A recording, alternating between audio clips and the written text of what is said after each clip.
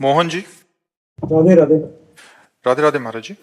महाराज जी, आप कह रहे हैं कि आप एक रविंद्रनाथ ठाकुर जी का एक विचार पढ़ा था इन्होंने, तो वो मानवता की सबसे बड़ी विजय एक दूसरे के प्रति प्रेम सहानुभूति है, ना कि युद्ध और विभाजन में है। महाराज जी, आज के समय में हम ये अनुभव कर रहे हैं कि समाज में वैमनस्य, संघर्ष, मतभेद और भेदभाव की भावना दिनों प्रतिदिन बढ़ती जा रही है। मनुष्य मनुष्य के बीच दूरी बढ़ती जा रही है। प्रेम, करुणा, सहिष्णुता जैसा जीवन मूल्य पीछे छूटता जा रहा है। महाराज जी, ऐसे में आप आज क्या ये जागृत हो सकता है फिर से ये सब?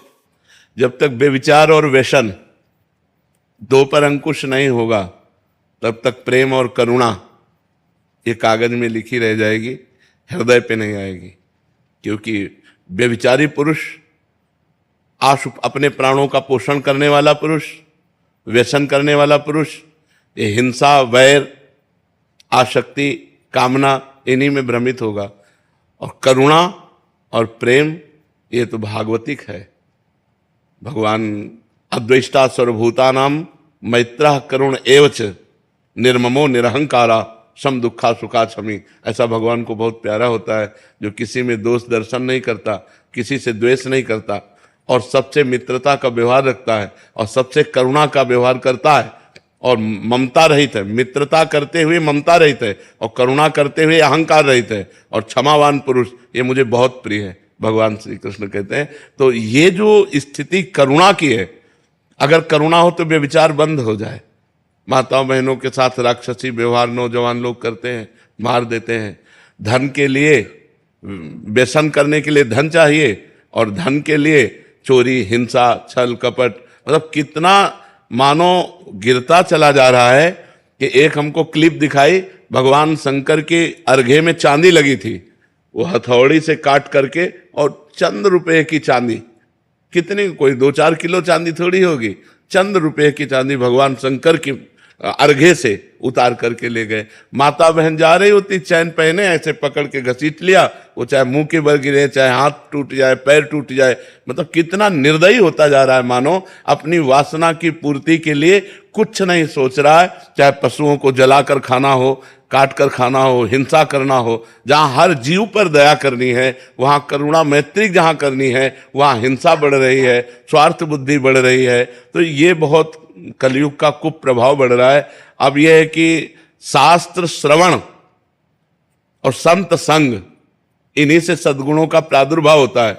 जैसे पहले लोग भगवान की छवियां हृदय में धारण करते थे, अब सब छाती में लगाए घूम रहे मोबाइल। मतलब मोबाइल छोड़ना आज के समय में, प्राण छोड़ सकते हैं लेकिन मोबाइल नहीं छोड़ सकते। अब मोबाइल में जो लगा हुआ है, बड़ी रीलें हैं, बड़े सीरियल हैं, बड़ी चीजें हैं, तो उसी में मन लगा है। तो शास्त्र श्रवण तो हो नहीं सकता कि बैठकर हम गीता जी का अध्ययन करें, मनन करें, भागवत जी का अध्ययन मनन करें, वेदांत शास्त्रों का, स्मृतियों का, हम धर्म ग्रंथों का, ऐसा तो समय नहीं रह गया। और नौजवान कब गीता पढ़ने लगे? अब वो व्यसन में उतर गए। क्योंकि सतमार्ग में दो ही हमें लगा सकते हैं, या संत या शास्त्र। शास्त्र स्वाध्याय का समय नहीं और संतों पर श्रद्धा नहीं। ये तो भगवान की विशेष कृपा कहो कि हवा सी चली है तो सब संतों पर श्रद्धा करने लगे नौजवान। नहीं तो ऐसी पीछे बातें आई थी कि जिनमें संत श्रद्धा थी वो भी नष्ट हो गई थी।